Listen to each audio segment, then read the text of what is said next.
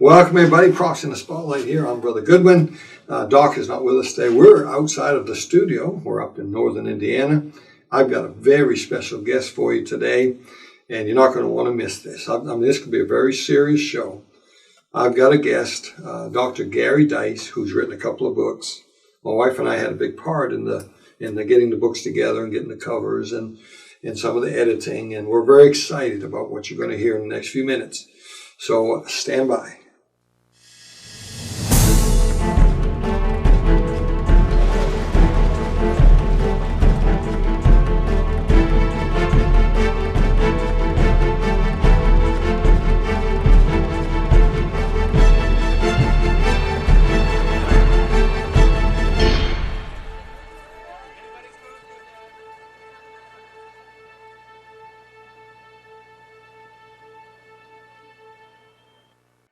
All right, good to have everybody today. As you can see, Doc is not with us, so you look a little bit like Doc. You just don't have the beard.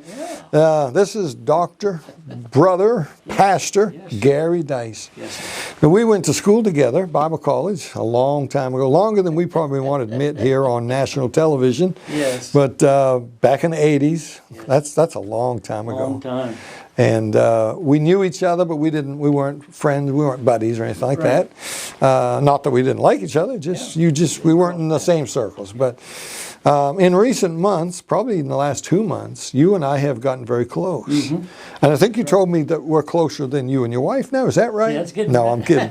And you're going to see Brother Gary's wife in just a few minutes here. And but you started following our channel and started asking me questions because you wanted to write a book. And I remember I enjoy talking about that with people because I want guys to write. Yes. And I like to share all the mistakes that I've made over the years. So look, if you're going to, don't do that. Here's what you need to do. Yeah. So I feel like we helped you some on getting it going. And then when you sent me the manuscript, and of course my wife and I, we went over some of it, we did some editing and stuff like that. But I remember crying when I read the book. And I'm talking about this book right here. I'm going to get in this camera. This book right here, But It Still Hurts. Band-Aids and all. Yes. And this is a powerful book, Brother Gary. Thank you. And I think I told you on the phone, I said, after I read this, every young man who's going to pastor someday needs to read this book. Every man who's going to be in the ministry, I think this ought to be required reading at Bible colleges. Okay. And I really do. This doesn't just talk about your story. This tells about how a pastor can help his people get through it, how a pastor can deal with people with sorrow, with loss. Yes. Mm-hmm. This book, it's called But It Still Hurts. This deals with your journey with your first wife who passed away, went to glory, 1995. Okay. Let me read for the audience the back cover.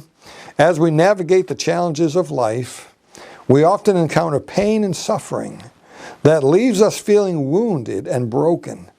This book is written as a guide to finding help, strength, instruction, and hope for that journey. Nobody escapes being wounded. People are hurting in all walks of life. The hurts of yesterday can become your strength for today, even though it still hurts. And then here are the bullet points on the back of the cover. Is there any hope? Why does it still hurt? Can I overcome this? How long will this last? Will I ever be happy again? How do I process the pain that I'm feeling? And there's others here, but let me tell you, Brother Gary, why I wanted to bring on. We're a prophecy show. People watch us because they want to know about the end times, how close we are. And I'm sitting at my kitchen table, and I've read your books. I'm thinking, man, I'd like to promote this. And how do I make a prophecy thing out of this? Yeah. And then it hit me. My goodness, you dummy. We're in the end times. People are suffering. Yes. And people are suffering. Yes, they are. Do you understand let me tell you, the audience, do you understand for the last 2 or 3 years what's happened to our country? Do you understand how many people have died in the last 2.5 years?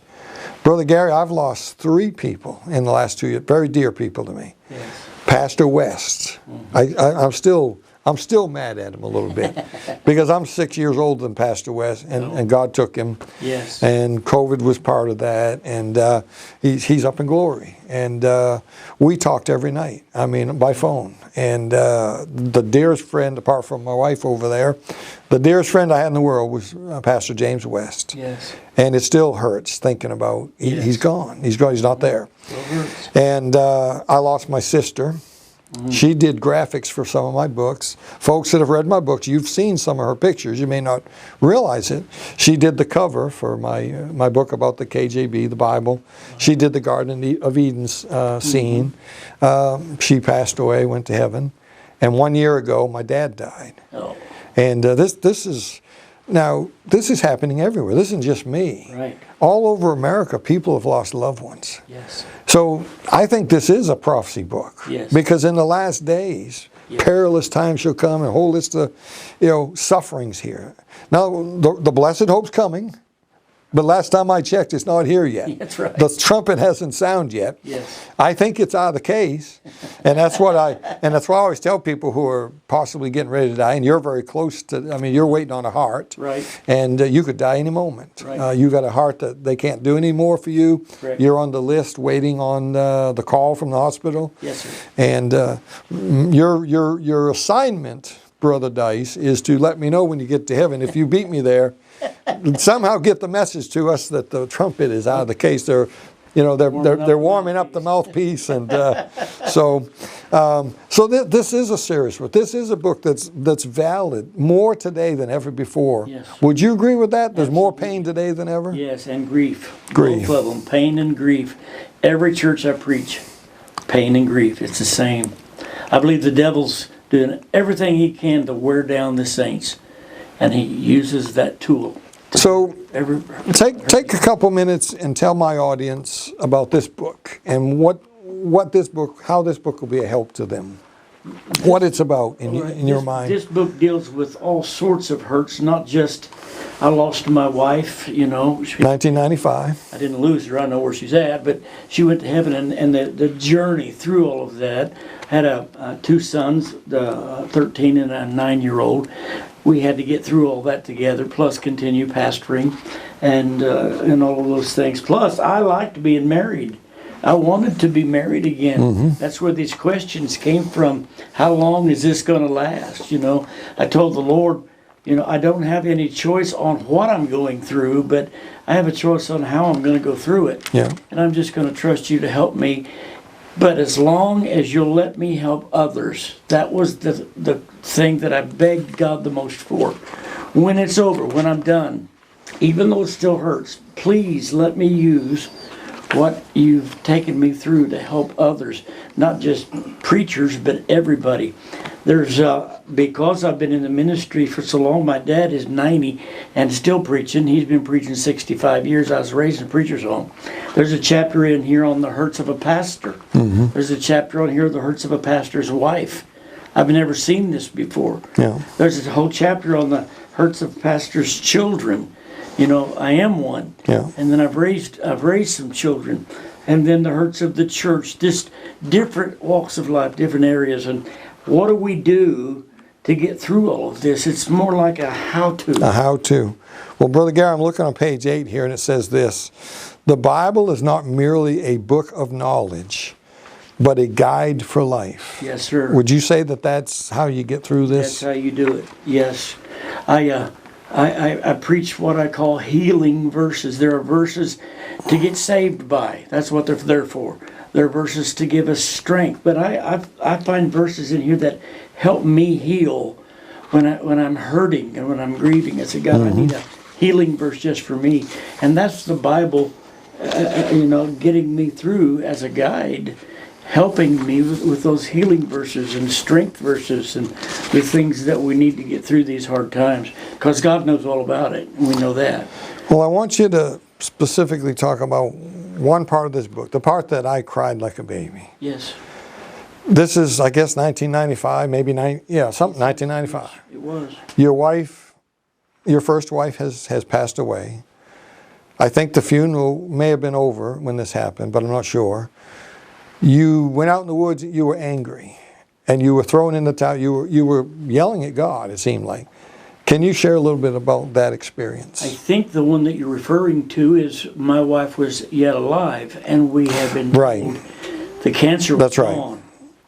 And we were so excited. The church rejoiced. We were fasting and praying, all of that. And I just put my faith in completely that the cancer was gone. Just as much as I put my faith in, I'm saved. And I would have, staked my salvation on it. But then she got a knot on her neck. One night she woke me up and she said, "This hurts, can you feel it?" And it felt like a golf ball. And I never one time gave it a second thought that it was cancer. It did not enter my mind. And the next day we drove an hour to Springfield to the doctor's office. And they did a biopsy and did some tests. And one of the new nurses came out and she came up to her and said, "Linda, how long have you had bone cancer?" Well, she didn't have bone cancer that we knew of. And the nurse went on to say, you've got it all over your body now. Bone cancer's everywhere. Why haven't you been in here to do something about it? We'd already been through 2 or 3 major surgeries and had a bone marrow transplant. That's a 3-week ordeal down at Barnes Hospital. It just knocked our socks off. It upset her so badly they had to sedate her because it hurt her so badly. And then the doctors had to put her in my car, and we had to drive home like that with her sedated because she was so hurt from that. And all the way home I'm getting madder and madder. It's just human. It's a human reaction. It's normal. When we got home, I had a couple ladies there to help me get her into her bed, and I asked them could they just stay with her for a while. And we lived out in the country, and I went out in the woods. And I had a favorite prayer place where I prayed many times. And I just sit down on the ground and put my face in my hands, and I just began to bawl. And I just got madder and madder. And I said, "God, you betrayed me. How can I trust you? How can I get up?" This is on a Friday. I said, "How can I get up Sunday and tell people how good you are when you've treated me bad?" I mean, I was really upset. I've never been that upset in my life at anybody, ever. Wow. And I pretty much just told him off. I said, "That's it, I'm done. I don't care what you do. I don't care how, you can just kill me right now if you want to, because I'm done. I'm not serving you anymore. I'm done. You betrayed me. You hurt me." And when I got all that out, and I was just laying there, a still small voice came to my heart and said, "Are you finished?" I love it. And I said, "Yes." And he said, "Then let me talk." And he said, "The problem is you had your faith in the doctors. You didn't have your faith in me and what I do is right. And if you'll put your faith back in me, you'll realize what I'm doing is right. And I'll use this." Sunday morning I got up and preached on how good God is. Wow. But that was a moment I'll never forget.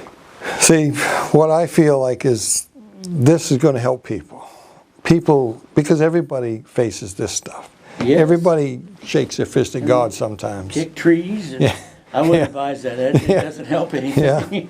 But see, I think this book would be such a help to people. I sure hope. And I believe here we are, as I say so often, my audience knows, here we are at the end of all things. Yes. And we really are. The rapture, it could be this year. Yes. Or next year, Yes. but it's soon. Yes. And people are hurting. I think there's a lot of hurt out there. And I think this book could be a tremendous help to people. Thank you. And how you got remarried a year later, I think. Yes, about a year later. God, that's a beautiful story. Yeah. It's in the book. Yes, it's in We there. don't want to give it all away, but It's all in there. it's a neat little love story. That's how And God she's did sitting it. back there smiling. But I asked the Lord, when Adam needed a mate, what did you have him do? And he said, "I told him to go to sleep." So I said, "Okay, then I'm just going to go to sleep too. I'm not looking. And God, you bring her to me, and I'll know it's the right one." yeah. And Sweet story.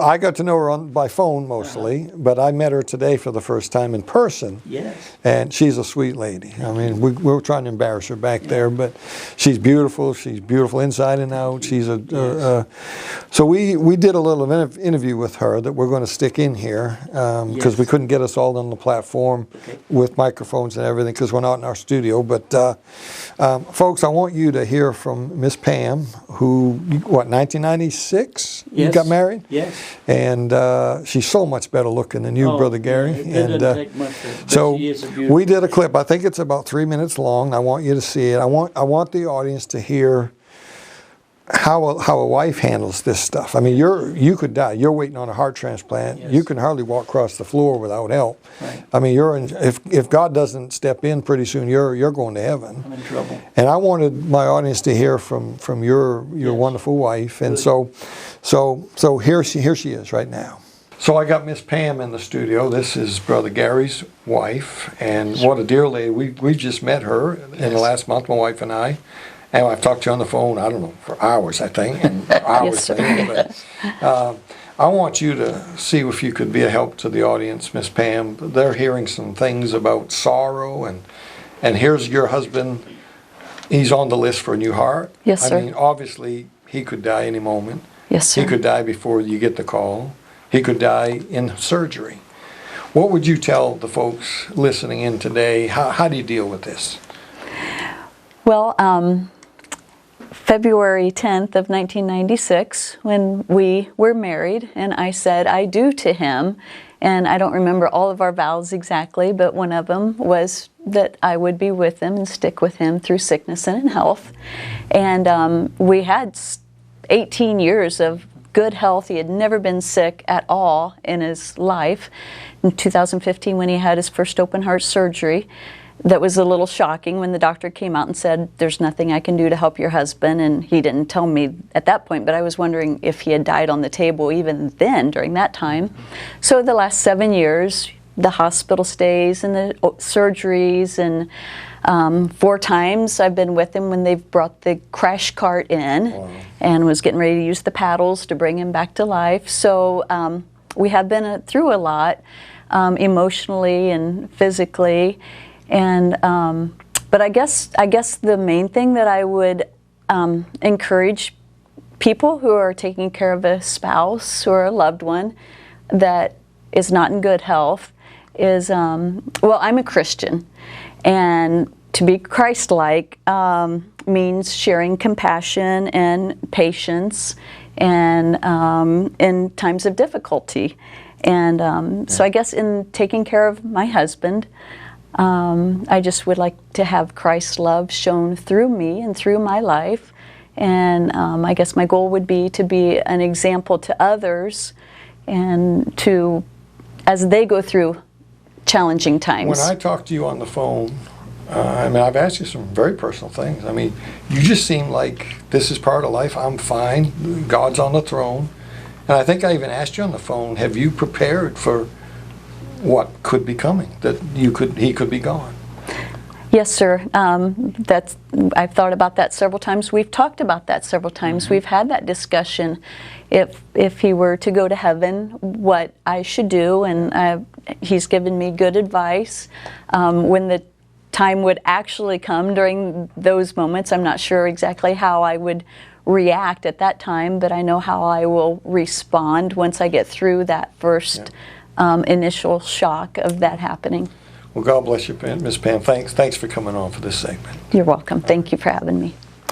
All right, so that was wonderful. Your wife's a great lady. She was scared to death.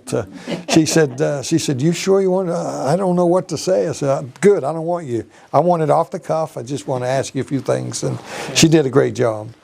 And so, anything else on this book you want to share, or do you want to move on to the next one? These are the 2 that I wanted to leave in case God does take me home.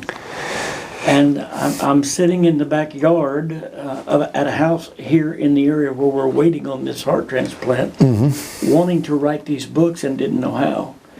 And I prayed. This is the honest truth. I prayed and said, Lord, I need somebody to help me, somebody that knows, somebody that understands. Well, I think God went through a list of 100 people and finally, well, I guess we'll have to use He Goodwin. said, call Dan Goodwin. I said, really? He's a prophecy man. He said, just do it.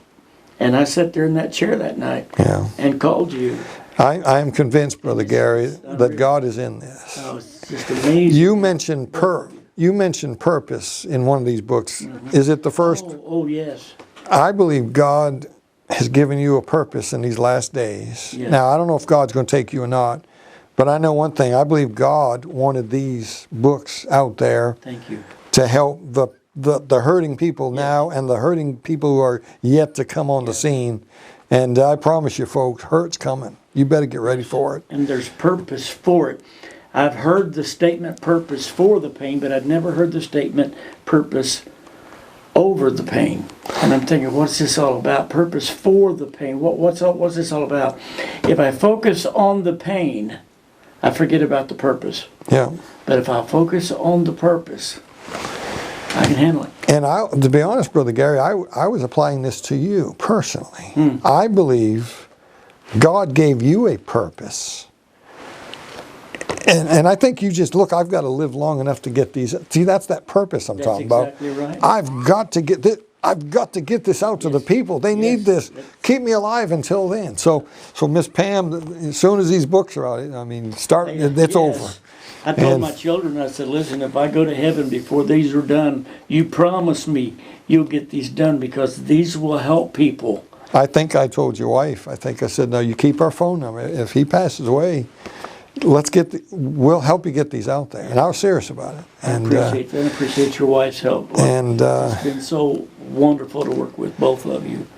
And I've read both of them. We had a big part in helping you with these and made some suggestions. My wife did the covers, and she does all my covers. She's amazing, and we cut up with her a lot in the studio. But her next one.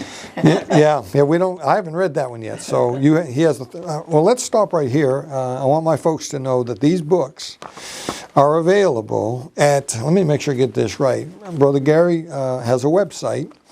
It's called strengthtomoveon.com. Strengthtomoveon.com. They'll probably put that up on the screen for you. Both of these books are there now. Yes. And there'll be a third one coming. That's another topic that's going to be very good too. I've read them both. I got to be honest with you, Brother Gary. I don't know if it's just because I cried. This one really got me. But this one's good too. Just the title, Grief is a Journey, not a Destination. So let me finish my thought here. Folks, want to make sure you go to his website. Trust me on this. These books will help you. If you don't need them now, you're going to need them in a week or two. These books will help you. You know somebody that's hurting. You know someone that's got a loved one that's dying or they have cancer. Boy, what a blessing these books. Don't you wish you'd have had this book when you were going through this? Oh, my goodness. There was nothing. Yeah. I looked, and I looked. Something practical. And so I promise you, those of you that watch our program, you will love these books, and they'll be a big help to you. Go to his website. If you can't remember that, contact us. We'll get you in touch with him. I'm almost tempted to get a few of these and just put them up on our site, but we want to push them to your website, and you're a very important part of our ministry now, and we feel like we're knitted together here. Yes. So talk a little bit about this one. Grief is a Journey. Do you want to read anything off the back, or just? Grief is a Journey is. I thought when I got there, my wife had died. I had never gone through grief like that. I've been with families because of being a pastor, but never that close. And I didn't realize what depression was. I in fact, rejected it's not real, but it is real. And when you get it, you know it. And I thought to myself, and the question was, how long is this going to last? I'm ready to be done. Let's move on here. But grief is a place that you visit, but you're not supposed to live there. Yeah. It's okay. Everybody grieves differently. Some people grieve fast, some people grieve slow. Some people grieve a long time, but we're not supposed to live there. And that's a lot of what this talks about. A lot of it goes to the two words that I came across as I was writing, mystery and ministry. I talk about the ministry of suffering. I believe it's in the Word of God. He has people suffer. Paul suffered. Others suffered. That was a ministry. Yeah. A mystery of suffering is why me? Yeah. Why do I have to do Why this? am I going through this? Why? Yeah. You know, God, here, I've been a soul winner, and I've been, and you name all the things you can think of, and add a few.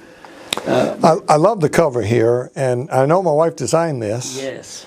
And when I looked at it and I understood the title, this is perfect. This is a path. It is. I know you folks can't see it that well, Yes. but there's a path here. Like you can almost see like Yes. two ruts in the road there. Yes. And but it's foggy out there. Yes. You can see a little ways, but you don't know what's out there. You don't really know where you're headed. Boy, grief is a journey, but it's not the She destination. sent me this picture, and immediately, having been through grief, I said that, oh man, it just took me right Yeah. back. And that's what I've asked 3 people who recently had loved ones go to heaven. I said, look, I'm a big believer in first opinion. What's your first impression? Look at this page and tell me what you think, and use your grief as a first impression. And they all 3 start bawling and said, Wow. that's it, you got it. And so that I couldn't have been any more pleased than what she's. And I want to say this to the preachers that are watching today. This would be good for you to get in your heart, because you're going to need this for your people. And boy, every pastor ought to get these books. Every Sunday school teacher, anybody that deals with ministry and people. Yes. How do you deal with people that are grieving? I mean, we have our little slogan. How you doing today? Hey, praying for you. But you bring it so much deeper in these books. You talk about, because you were there, and people would come to you and how are you doing today? Yeah. And you said it frustrated Back you. in the saddle yet? I said, I can't even find the horse. What do you mean saddle? Yeah. No. But they meant well. They didn't know what to say. And sometimes the worst thing you can do for a hurting person is ask questions. Yeah. Instead, make statements like, hey, I prayed for you this week. I want you to know that. And So let me ask you this, Brother Gary. We got about a minute or so. Let's say the Lord gives you a heart.